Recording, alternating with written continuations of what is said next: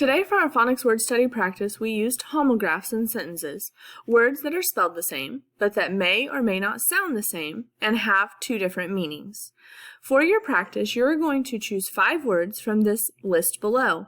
Then you will write 2 sentences for each homograph. Type your sentences on the next page.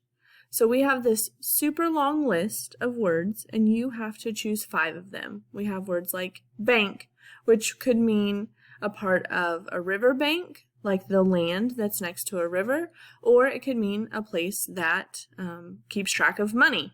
We have the word bark, like tree bark, or the noise that a dog makes. Mean, ring. There are all kinds of words on this list for us to use as homographs. For our example, we're going to use the word yard. The word yard can mean a unit of measure, or it can mean like your yard outside, a grassy area. So we are going to click in the box.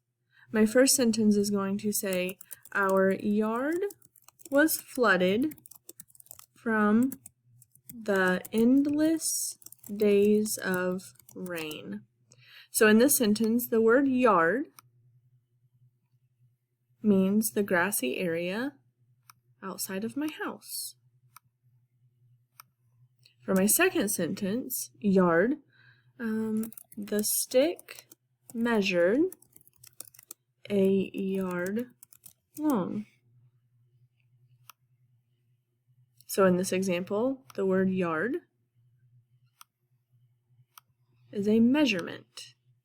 You will do that for 5 different words and type the sentences in this area below.